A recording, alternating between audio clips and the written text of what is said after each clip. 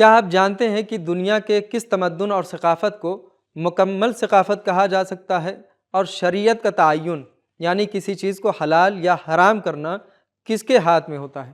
آئیے ان سوالوں کے جوابات کو سورہ جاثیہ کی آیتوں میں ڈھونڈتے ہیں۔ اعوذ باللہ من الشیطان الرجیم، بسم اللہ الرحمن الرحیم۔ محترم ناظرین، السلام علیکم ورحمۃ اللہ وبرکاتہ۔ سبیل قرآن کی جانب سے پیش کیے جانے والے اس تفسیری پروگرام میں ایک بار پھر آپ کا خیر مقدم کرتے ہیں۔ سورہ جاثیہ کی تفسیر کا یہ 5واں ایپیسوڈ ہے، جس کے اندر ہم آیت نمبر 16، آیت نمبر 17 اور آیت نمبر 18 کی تفسیر کو جانیں گے۔ تو آئیے اپنے اس نورانی سفر کے آغاز میں سب سے پہلے سورہ جاثیہ کی آیت نمبر 16 کی بہترین تلاوت اور اس کے ترجمے کو غور سے سنتے ہیں۔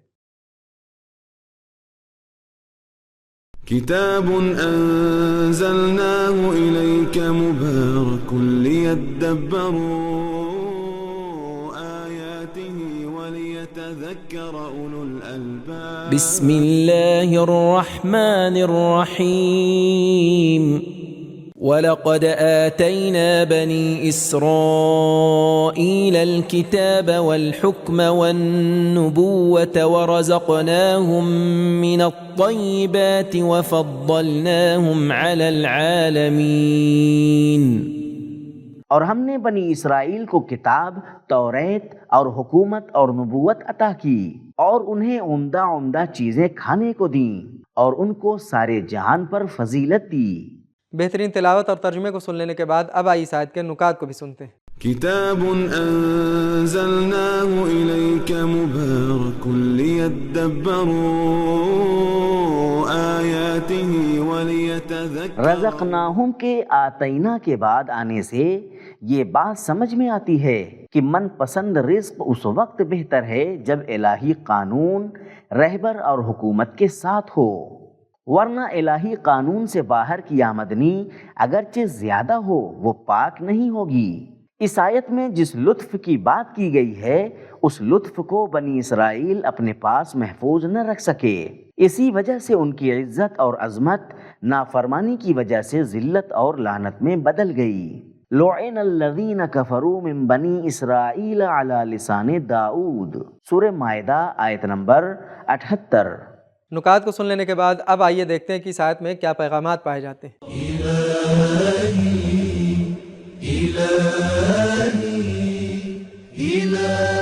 نمبر 1، سماج کی فضیلت الہی قانون سے لیے گئے اقتصاد اور ثقافت پر منحصر ہے۔ نمبر 2، جو کچھ ہمارے پاس ہے وہ اللہ کا دیا ہوا ہے، لہذا غرور نہ کریں۔ اس آیت میں کتاب، حکم اور نبوت کو رزق و روزی سے پہلے بیان کیا گیا ہے۔ نمبر 4، دینی حکومت کی تاریخ بہت پرانی ہے۔ نمبر 5، ثقافت وہی مکمل ہے جس کا قانون الہی، رہبر معصوم اور فیصلے عادلانہ ہوں۔ آیت نمبر 16 کی تفسیر کو جان لینے کے بعد اب آئیے آیت نمبر 17 کی تفسیر کو جاننے کے لیے سب سے پہلے اس کی تلاوت اور ترجمے کو غور سے سنتے ہیں۔ کتاب انزلناه الیک مبارک لیدبروا آیاته ولیتذکر اولو الالباب۔ بسم اللہ الرحمن الرحیم۔ وآتيناهم بينات من الأمر فما اختلفوا إلا من بعد ما جاءهم العلم بغيا بينهم إن ربك يقضي بينهم يوم القيامة فيما كانوا فيه يختلفون۔ اور ان کو دین کی کھلی ہوئی دلیلیں عنایت کیں تو ان لوگوں نے علم آ چکنے کے بعد بس آپس کی ضد میں ایک دوسرے سے اختلاف کیا۔ یہ لوگ جن باتوں میں اختلاف کر رہے ہیں قیامت کے دن تمہارا پروردگار ان میں فیصلہ کر دے گا۔ بہترین تلاوت اور ترجمے کو سن لینے کے بعد اب آئیے دیکھتے ہیں کہ اس آیت میں کیا نکتہ پایا جاتا ہے۔ کتاب انزلناه الیک مبارک لیدبروا آیاته ولیتذکر۔ جناب موسیٰ علیہ السلام کے معجزے کے ذریعے ان کی حقانیت لوگوں پر واضح ہوئی، اور جو نشانیاں پیغمبر اسلام صلی اللہ علیہ وآلہ وسلم کے لیے توریت اور انجیل میں واضح طور پر بیان ہوئی تھیں ان کے ذریعے پیغمبر اسلام صلی اللہ علیہ وآلہ وسلم کی حقانیت لوگوں پر واضح ہو گئی۔ آتیناہم بینات من الامر۔ نقطے کو جان لینے کے بعد اب آئی اس آیت کے پیغامات کو بھی غور سے سن لیتے ہیں۔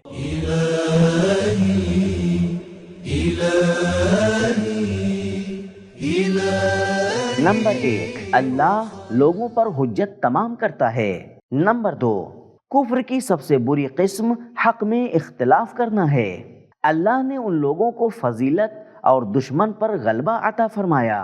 آتینا رزقناہم فضلناہم، مگر اس کے باوجود ان لوگوں نے شکر کرنے کے بجائے اختلاف کیا۔ نمبر 3، قرآن مجید کا گزشتہ قوموں کی سرزنش کرنا آئندہ آنے والوں کے لیے عبرت ہے۔ نمبر 4، صرف علم نجات نہیں دلا سکتا، بہت سے لوگ ایسے ہیں جو جانتے تو ہیں لیکن حسد کی وجہ سے اختلاف کرتے ہیں۔ نمبر 5، علم کے بعد اختلاف کرنا ہٹ دھرمی اور ظلم ہے۔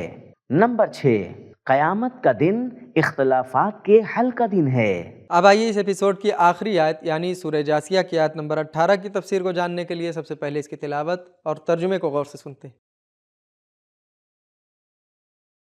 كتاب أنزلناه إليك مبارك ليدبروا آياته وليتذكر أولو الألباب بسم الله الرحمن الرحيم ثم جعلناك على شريعة من الأمر فاتبعها ولا تتبع أهواء الذين لا يعلمون۔ پھر اے رسول ہم نے تم کو دین کے کھلے رستے پر قائم کر دیا ہے تو اسی رستے پر چلے جاؤ اور نادانوں کی خواہشوں کی پیروی نہ کرو۔ تلاوت اور ترجمے کے بعد اب آئیے اس آیت کے نقطے کو بھی غور سے سن لیتے ہیں۔ كتاب أنزلناه إليك مبارك ليدبروا آياته وليتذكر۔ شریعتن بڑے دریاؤں کے کنارے موجود اس جگہ کو کہا جاتا ہے جہاں سے پانی لیا جاتا ہے جب ڈائریکٹ دریا سے پانی لینا ممکن نہ ہو۔ دین کے احکام کو بھی اسی لیے شریعت کہا جاتا ہے کیونکہ یہ واقعی اور حقیقی زندگی تک پہنچنے کا راستہ ہے۔ نقطے کو سن لینے کے بعد اب آئیے دیکھتے ہیں کہ سورہ جاثیہ کی آیت نمبر 18 ہمیں کیا پیغامات دیتی ہے۔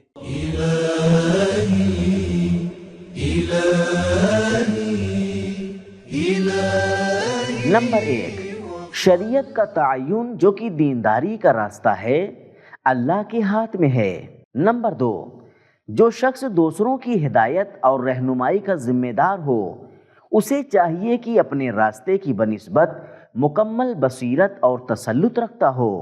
علی شریعتن یعنی پیغمبر اسلام صلی اللہ علیہ وآلہ وسلم اپنے راستے پر مکمل تسلط رکھتے تھے۔ نمبر 3، پیغمبر اسلام صلی اللہ علیہ وآلہ وسلم کی رسالت جناب موسیٰ علیہ السلام کی رسالت کا تسلسل ہے۔ 2 آیت پہلے نبوت، حکمت اور بنی اسرائیل کی آسمانی کتاب کی بات ہوئی ہے۔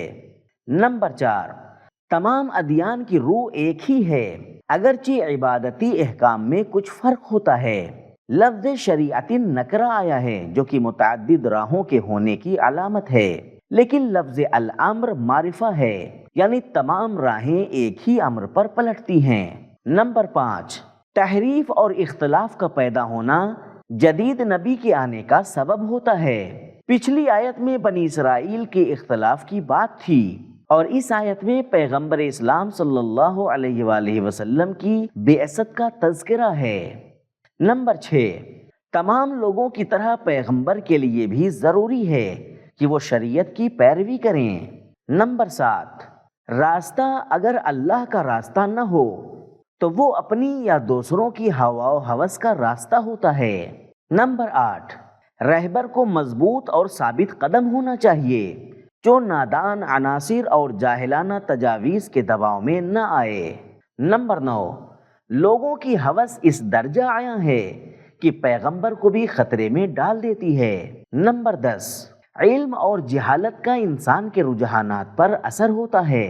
نمبر 11، علم انسان کو شریعت کی پیروی کی طرف لے جاتا ہے جس طرح غریزوں اور ہوا و ہوس کی پیروی کرنا جہالت اور نادانی کی علامت ہے۔ تو محترم ناظرین، ہم نے سورہ جاسیہ کی آیت نمبر 18 تک کی تفسیر کو جان لیا اور ساتھ ہی اپنے سوالوں کے جوابات بھی جان لیے۔ تو ہمارے پہلے سوال کا جواب یہ تھا کہ ثقافت وہی مکمل ہے جس کا قانون الہی قانون ہو، جس کا رہبر معصوم ہو اور جس کے فیصلے عادلانہ ہوں۔ اور ہمارے دوسرے سوال کا جواب یہ تھا کہ شریعت کا تعین صرف اور صرف اللہ کے ہاتھ میں ہوتا ہے۔ تو ناظرین، اگر کوئی انسان اللہ کے حلال کو حرام کر دے یا حرام کو حلال کر دے تو اس پر کیا حکم لگے گا؟ کیا وہ مسلمان باقی رہے گا؟ اپنا جواب کمنٹ میں ضرور بتائیے۔ ملتے ہیں اگلے ایپیسوڈ میں، تب تک کے لیے شکریہ۔ خدا حافظ۔ سبیل قرآن، قرآنی سماج کی پہچان۔